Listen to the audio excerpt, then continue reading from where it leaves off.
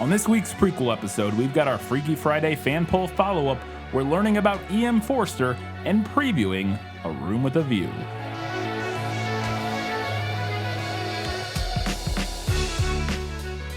Hello and welcome back to This Film Is Lit, the podcast where we talk about movies that are based on books. It's another week, it's another prequel episode. Let's get right into it with our patron shoutouts. I put up with you because your father and mother were our finest patrons, that's why.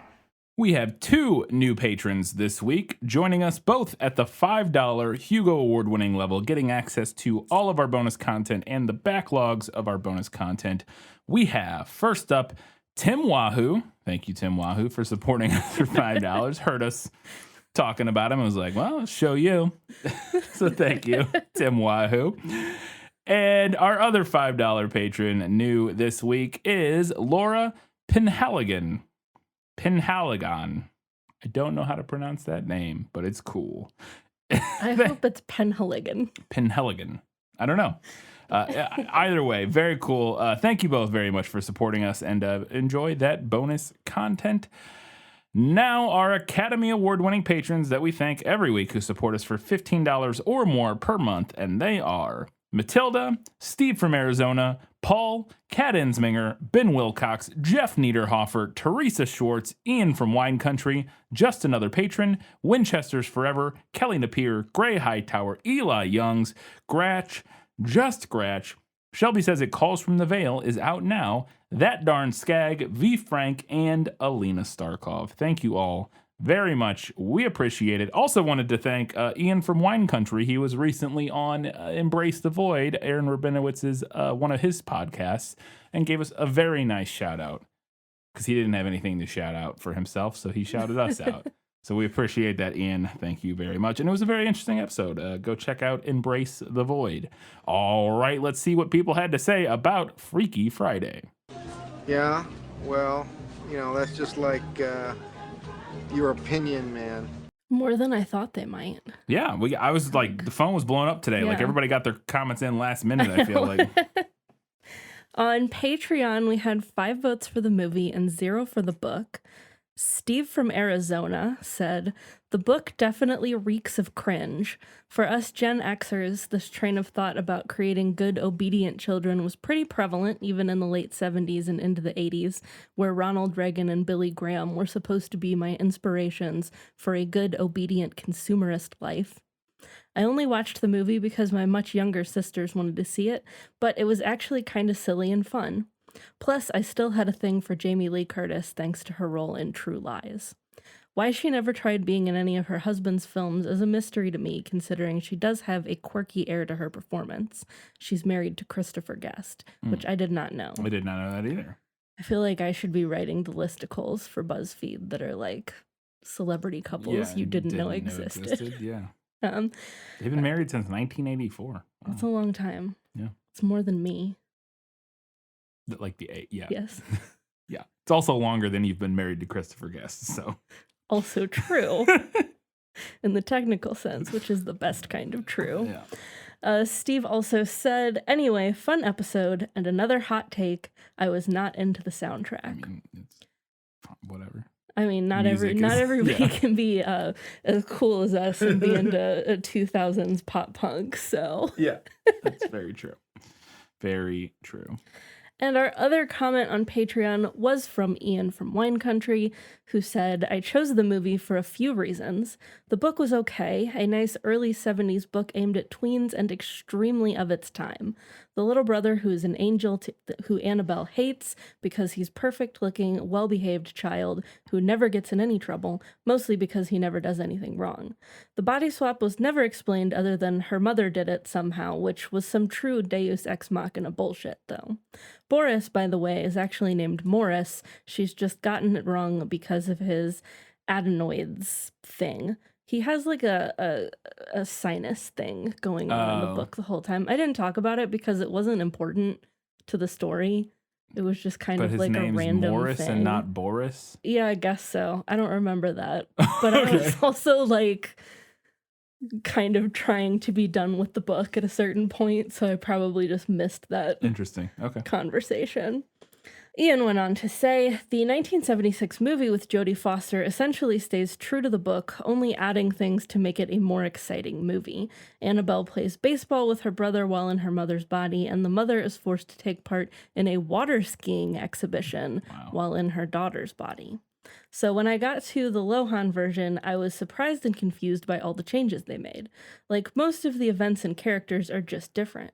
A whole new love interest and career for Mom, garage bands, and boys on motorcycles for Anna. Much like the Bourne Identity, the writers seem to have thought, that's a cool concept, let's keep that and change 95% of the other details. But it works. Telling the story of a 70s housewife swapping with a 13-year-old female Holden Caulfield would not make any money at the 2003 box office. But punk rock Lohan swapping with Cougar JLC, that's money. Got Chad Michael Murray on a Ducati for people that appreciate the aesthetics of that. True. The NCIS guy as a saint of a fiance for Curtis, and a fun little engagement party / Battle of the Bands tryout climax for the third act. It all works while staying true to the spirit of the book, i.e., seeing things from another's perspective will help you appreciate both them and yourself more.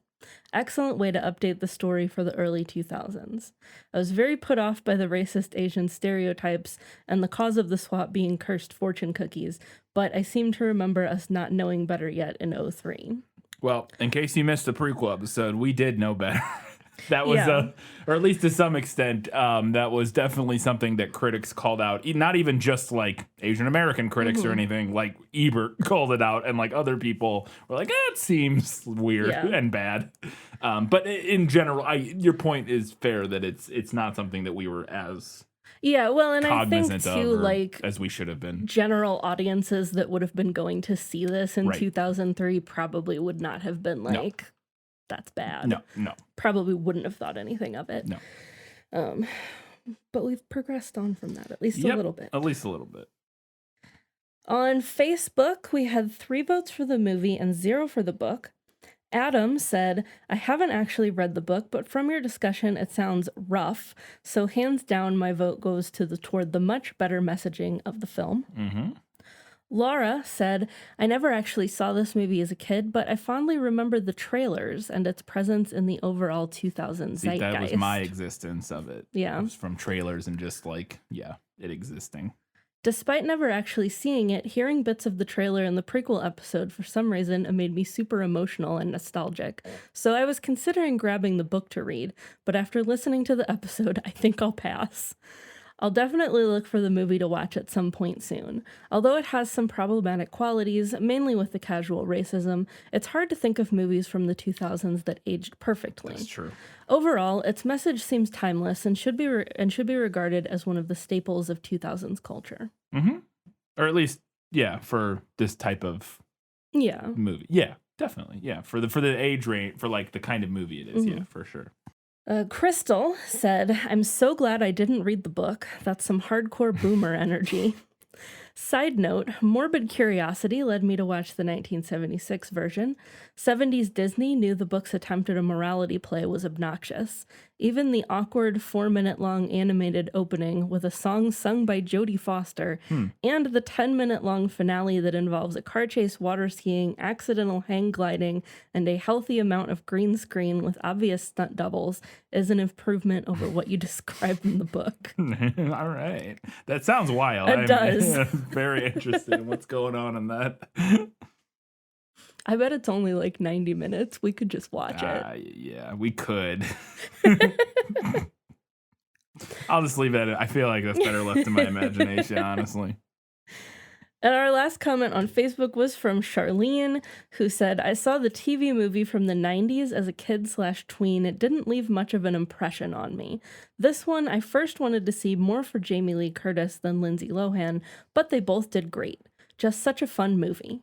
By the way, the only book format available at my library was an audio produced in 1996, and the original slur was there, unsurprisingly.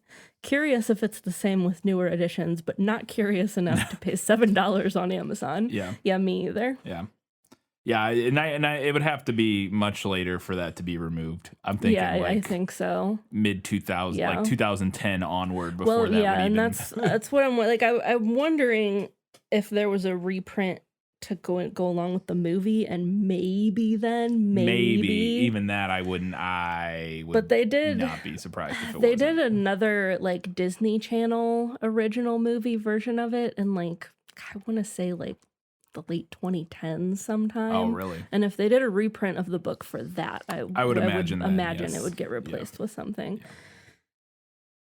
On Twitter, we had 12 votes for the movie and 0 for the book.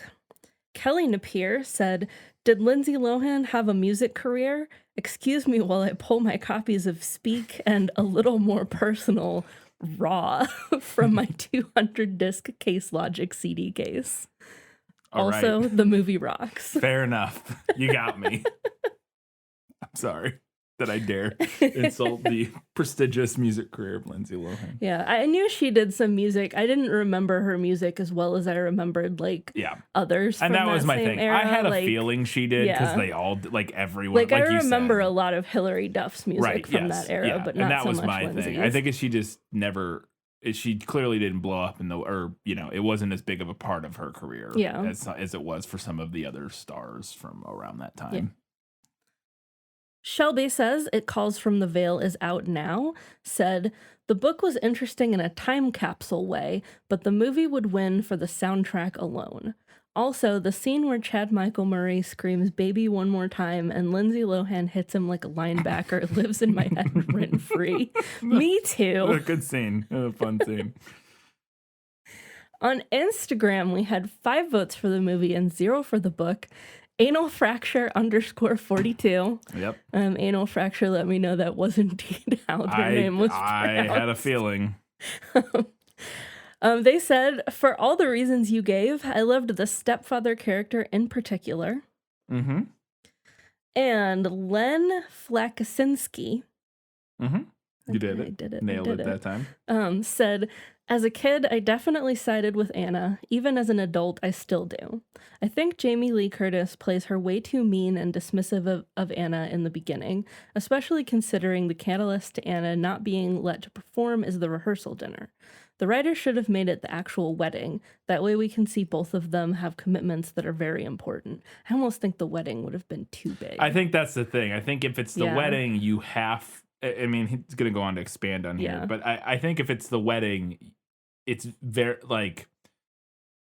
the movie very clearly was switching and making it something where it was giving us Anna's perspective and was making, and intentionally so, making Jamie Lee Curtis's character kind of the villain, if not the villain, just wrong. Unreasonable. And I think if you make it the wedding, it does make it a more complicated, but it changes the complete point, I think, and message of the book. Let's let us finish before of the movie. Len went on to say, "Because as it stands, it doesn't make much sense as to why Tess wouldn't let her go to the audition." And that's the point. But Adding to the fact that their father just died, Tess is completely unresponsive and belittles her daughter's completely normal behavior for someone whose family member died. It doesn't feel like they both need to learn a lesson. It feels like Tess is a negligent mother who has no empathy for the fact that Anna's dad died and is completely dismissive of everything in Anna's life. Sometimes parents be like that. And I think that's the point of the movie. I will say I think you're slightly overselling how dismissive and uninterested and sort of bad of a parent Jamie Lee Curtis is in the beginning. At least a little bit. Maybe a little. I would say a little bit. But I think that is the point. This movie is not... Hey, and it's just a different. Well, it's not a different message. It's the same message as the book in the other direction, I guess, kind of. But I think what Lynn is looking for was a movie where, and I think this movie does that a little bit, but where it's a more equal. You both need to appreciate the perspective of the other person and grow together. Through that experience. Whereas the movie is going, the mom is being unreasonable and is forgetting what it was like to be a kid and Yeah. and what the daughter and it's the thing we talked about a lot in the episode is like only one of these two people has the experiences of the or Yes. not the exact experiences but has the perspective of Or having been through should have that perspective. could have the perspective of having been the age that that person is, and that's the mom. Yeah. It is not the 16 or 17-year-old daughter, and so it is on the mother to be more receptive and understanding and it's the daughter is allowed to be selfish and or at least to some extent is allowed to be a little bit selfish and a little bit a moody teenager. And that it's not an equal disparity between those two things. Like her actions of being the mom's actions of being disaffected and not not doing a good job raising her daughter is not on an equal footing with the daughter being like kind of obnoxious sometimes. And so the movie is much more of a message for parents than it is a message for kids. Yes. To me, it just sounds like Lynn was kind of looking for one where it was maybe a little more balanced. I think the movie still gives us a little bit of that balance. Like it is like Lindsay Lohan does appreciate what her mom does and like the stress of her job and stuff to some extent and kind of gets a little bit of that. But it's not equal. And I think that's what kind of Lynn is addressing here. And Len went on to say, all that being said, I still love everything after the initial setup and their relationship. Jamie Lee Curtis's speech at the end never fails to get me teary-eyed. I also, like Katie, grew up watching this and The Parent Trap repeatedly. Growing up with red hair and being an only child at the time, finding out you have a twin is like a dream come true. Still love watching both movies and still have Take Me Away in my rotation. It does feel a little weird being a 24-year-old guy and watching The Parent Trap. Don't worry about it. Yeah. Since the first act is just hijinks with a bunch of little girls. And I think that's what makes that movie fun. Yeah, it's fine. It's fine. Also, it's interesting to me that you're 24 and grew up watching those movies because that's like those movies were like in my childhood and I'm in my 30s. Yeah. Like, yeah. I mean, obviously they exist. It just seems like it would have been, it could have. I would be interested to wonder why those would be the movies. Yeah, like an older sibling, maybe, or something. Well, Lynn did say they were an only child. Oh, sorry. Yeah, I missed it. Yeah. Yeah, because that was my first thought. Because my younger sister Jenna watched a lot of the same movies as me growing up because I was there to be like, okay, and now we're watching The Princess Diaries. Right. That's all I was saying. It's so a little interesting that somebody 10 years younger than me, because those movies came out when I was a teenager or preteen. Yeah, they would have been like 3. I guess they're old enough to watch them. They're just a little kid. So it makes sense, I guess. Yeah, because Parent Trap was like 2000 or something, right? Like it was before even Freaky Friday. Yeah, because she's considerably younger. I think Parent Trap was like a late 90s. Yeah. So yeah, I guess that's fair. If I was like 10, he would have been a little kid. Yeah. Yeah, it's not unreasonable. It's just watching them at different age ranges. I was watching them at the age of the characters in the movies, and they would have been watching them as like a little kid. Yeah. So Parent Trap, another movie we will eventually get around to on this show. One of these days. What was the final vote here? So the book got absolutely crushed, got demolished, pulling in 0 votes to the movie's 25. Hot dang. That is a trouncing, a shutout. Amazing. Well, thank you all very much for commenting and giving us some great feedback. It's time now for us to learn a little bit about our next author, E.M. Forster. No matter what anybody tells you, words and ideas can change the world. Edward Morgan Forster, better known by his pen name E.M. Forster, was an English author, best known for his novels, particularly A Room with a View in 1908, Howard's End in 1910, and A Passage to India in 1924. Although he wrote all kinds of things, not just novels, he's today considered one of the most prominent and successful of England's Edwardian novelists. I think I've read A Passage to India. I think that's the only one I've read. I read it in college. thought I read A Passage to India in high school, but I could be thinking of a different different book. It's No, pretty, I definitely you read definitely that read because that I one? remember this cover. Yeah. I remember Yes, that cover. that's the classic yellow cover. Yeah. Yeah, If I didn't read the whole thing, I at least read like a significant chunk of it. But I read I read A Passage to India in college. It's one that I would like to revisit at some point, maybe, because I remember not liking it, but I Yeah. would like to give it a fairer shake because I also didn't like the class or the professor. Yeah. Yeah, I remember reading this because I remember Cyril Fielding and Dr. Aziz. Yeah. I remember those names. Yeah, I read this. I remember not hating it, even in high school, but I don't know. It's been a long time, so obviously. I remember very little of what that book is about. No, yeah, I don't either, but Anyway, E.M. Forster was born an only child into a comfortable middle-class family. His father died before he was 2, so he was raised almost exclusively by his mother and other female relatives. He inherited some money and trust from his paternal great-aunt, which was enough for him to live on and enabled him to go on to become a writer. He attended King's College, where he became a member of a discussion society known as the Apostles, who met in secret to discuss their work on philosophical and moral questions.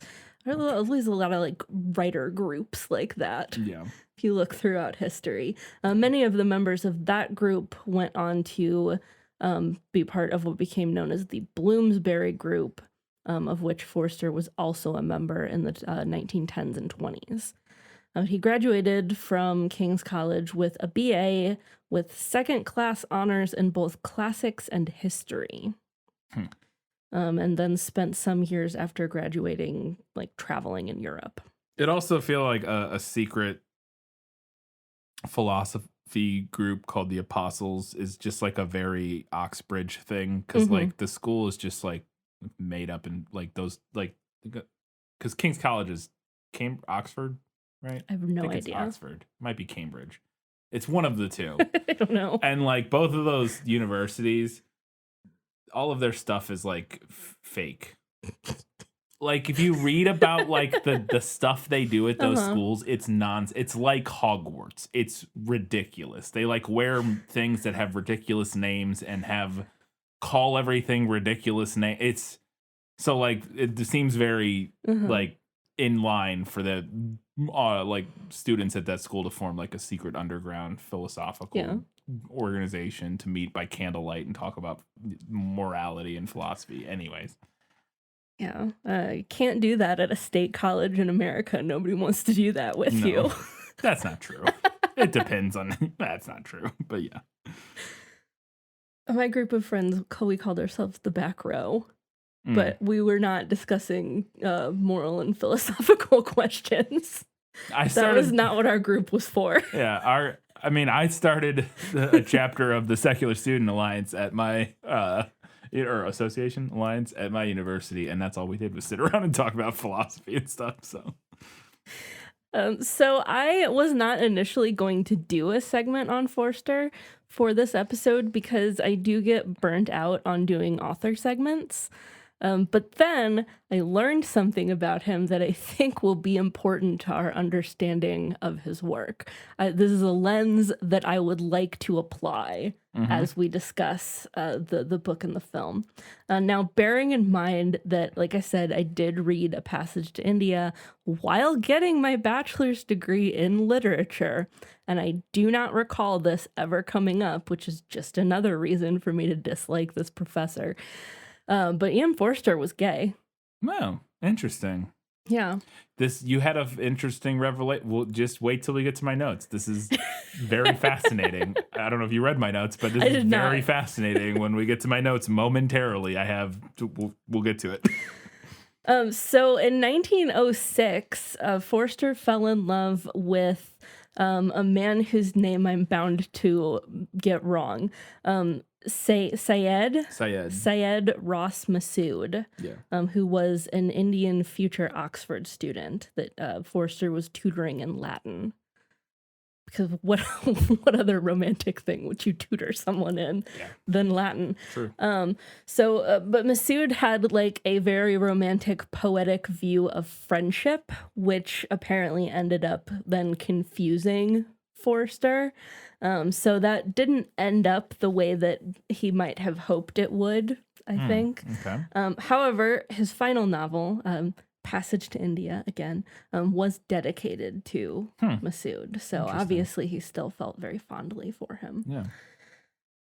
Following all of that, he traveled some more, and then in 1914, Forster traveled to Egypt. He was a conscientious objector in the First World War and served as a chief searcher for missing servicemen for the British Red Cross in Alexandria. And while stationed there, he had sex with another soldier in 1917. And wrote in his diary that he'd lost his R, meaning respectability. Okay.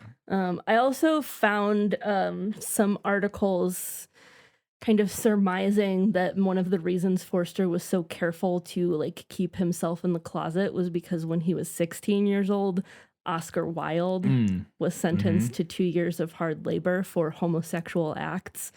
Something at the time was like an incredibly sensational tabloid scandal, right? So not only was he like tried and sentenced, his name was also dragged through the mud. Yeah, you know. But Forster lived to be 91, obviously skipping forward a bit.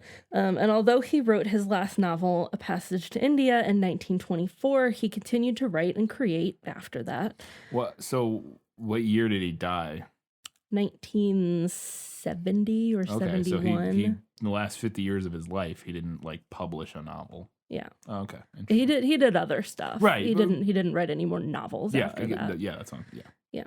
But most of his novels examine class difference and hypocrisy, another thing that's going to be important in our upcoming discussion.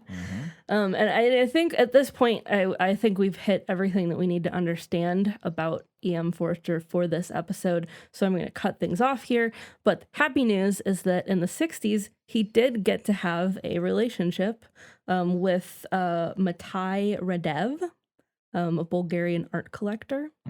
So he didn't have to stay in the closet for his entire life. That's good for him. It's nice. Well, that's nice. All right, let's learn a little bit about his book, A Room with a View. This is not at all what we were led to expect. I thought we were going to see the Arno. Lucy! I have met the type before. They seldom keep their exploits to themselves. Exploits?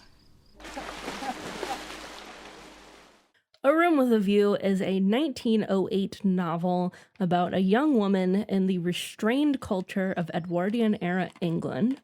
Set in Italy and England, the story is both a romance and a humorous critique of English society at the beginning of the 20th century. As most English novels are. A Room with a View had a lengthy gestation, as Wikipedia called it. By late 1902, Forster was working on a novel set in Italy, which he called the Lucy novel. But in 1903 and 04, he pushed it aside to work on other projects, and he was still revising it in 1908, shortly before publication. The novel contains allusions to other writers and artists, such as Beethoven, Byron, Tennyson, Thoreau, and Dante, among others. In 1998, the Modern Library ranked A Room with a View 79th on its list of the 100 best English language novels of the 20th century. And aside from the film that we'll be watching, A Room with a View has also been adapted for television, radio, and the stage, both as a straight play and a musical. Oh, all right. Let's learn a little bit more about A Room with a View, the film. Do you know anything about Miss Lavish's novel? There's a scene in it.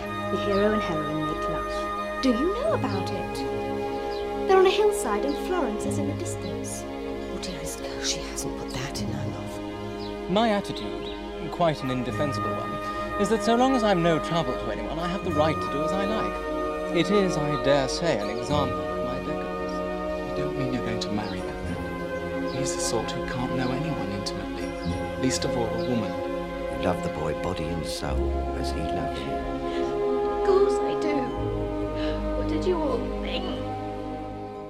A Room with a View is a 1985 film directed by James Ivory, known for directing The Remains of the Day, Howard's End, and Call Me by Your Name.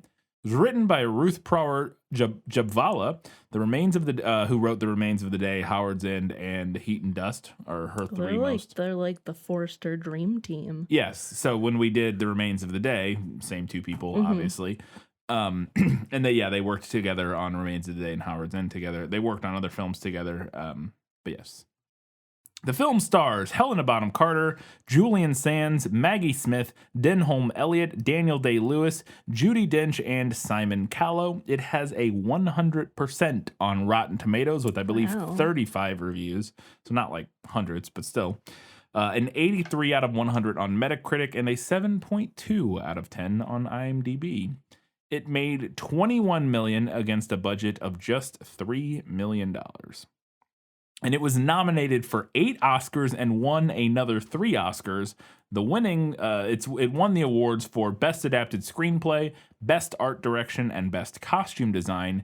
And its other nominations were Best Picture, Best Supporting Actor for Denholm Elliott, Best Supporting Actress for Maggie Smith, Best Director, Best Cinematography for Tony Pierce Roberts. And I'm dying because Tony Pierce Roberts, as I was looking at his IMDb, shot A Room with a View, Howard's End, and Remains of the Day, and Kiss Kiss Bang Bang, and then went on later in his career to shoot the Doom film from 2005 and Vampire Academy from like 2015 or something. Maybe so very diverse. Maybe he just wanted to do fun projects. Yeah.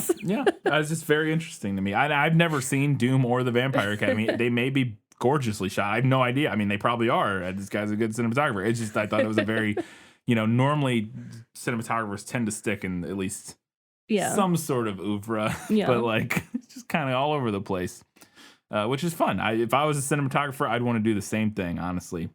In 1946, so back in 1946, getting into the actual production of the film, 20th Century Fox offered $25,000 for the rights to the book, but Ian Forster did not hold a high opinion of cinema and refused. Nice. He was like, these movies, I don't know about it. It doesn't seem like real art, and refused selling it. After Forster died in 1970, King's College Cambridge, that was what it was. At Cambridge inherited the rights to his books, but the chief executor at the time turned down all offers for film to sell the film rights in 1970. But then 10 years later, film enthusiast Professor Bernard Williams became the chief executor of his estate or of his works, and made the film rights available at that time where they were purchased. Some other fun facts. This was Helena Bonham Carter's theatrical debut. She was 19 at the time of filming. This was shot extensively on location in Florence, including in the Piazza della Signoria and Villa di Maiano in Fisoli served as the Villa di Maiano in Fisoli served as the Pensione Bertolini, whatever that is, something from the book, I guess. I guess we'll find out. This is the fun fact. This film was produced by Ismail Merchant, and he and James Ivory were not only just producers together, but also lovers.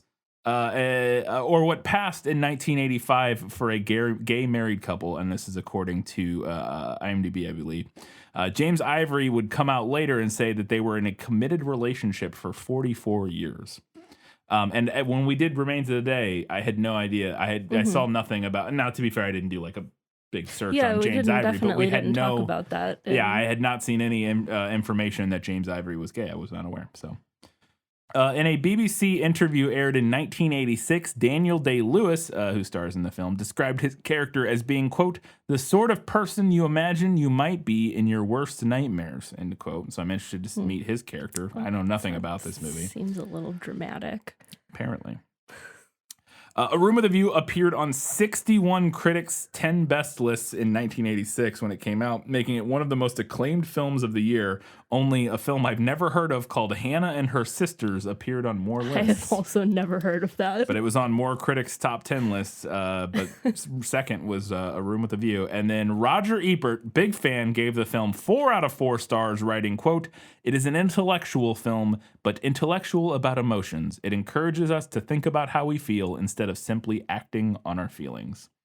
So he was a huge fan of this film. Oh, seal of approval. Yep, and that was the only review I found, or on Wikipedia. Normally, there's quite a few quotes or reviews quoted, but that was the only one. So it was the only one I cared about is Roger Ebert, anyways, because I like to see what he has to say. We'll see if I agree with his 4 out of 4 rating. Katie, before we get to where people can watch it, we want to remind you can do us a giant favor by heading over to patreon.com/thisfilmslit for a couple bucks a month. Get access to bonus content and other good stuff. You can also do us a giant favor by heading over to Facebook, Twitter, Instagram, Goodreads, any of the social media platforms. Follow us there, and interact. And we'll read your comments on the prequel episodes like we did earlier in this one. Katie, this one was a patron request from one of our $15 Academy Award-winning patrons. And who was that? My mom. Your mom. It wasn't like technically a request, like it kind of was, but my mom has never put in. Are you admitting on Yes. air that you're gaming the system in favor of nepotism and it will not stand? My mom has never put in an official request, but a couple months ago we were getting lunch and she said to me, I hope you guys do a Room with a View one day because I just love that movie. There you go. And also tomorrow's her birthday. Oh, happy birthday. Today, when you guys are hearing Yes, this when you're episode. listening to the prequel episode, it is Katie's mom's birthday. There you go. So happy birthday. Happy Mom. birthday. We're doing this movie for you. There you go. Katie, where can people watch A Room with a View? Well, you can check with your local library or a local video rental store if you still have one. Mm-hmm. Pretty good chance your library will have it. Yeah, this seems like a good library or movie. be able to get it for you. Yeah. If not, you can stream this with a subscription through Fubo, HBO Max, Showtime through Amazon Prime, Showtime through Roku, the Criterion channel. Yes, this is a Criterion collection film. Or DirecTV. Yep. Or you can rent it for around $3 to $4 through Amazon, YouTube, Vudu, or Apple TV. Yeah, if you're in America, it's on HBO Max. I saw that when I was looking at the movie, and so that's how we'll be watching it because we do have Pretty HBO sure Max. I also have this one on DVD. Yeah. Yep. Pretty sure I do. Yeah, but we'll be watching on HBO Max, so it's in good quality and not 720p or whatever HDR DVDs are. But yeah, there's all the places you can watch it. Go check out A Room with a View and come back in 1 week's time. We'll be talking about it. I'm excited to watch this because I've never seen it. I still don't know what it's about. I love this movie. I haven't watched it for a long time. I assume it's just like a romance. Yeah, it's a romance kind of deal. I have read the book. It's been a solid decade since I read the book, and at the time, it didn't make like a huge impression on me. I definitely liked the movie better, like 10 years ago. So I'm interested to see if that will change now that I can approach it as an older, less of an idiot person. Fair enough. Fair enough. Well, I'm looking forward to it. I hope everybody else is too. And we'll be back in 1 week's time to talk about it. Until that time, guys, gals, non-binary pals, and everybody else, Keep reading books. keep watching movies and keep being awesome.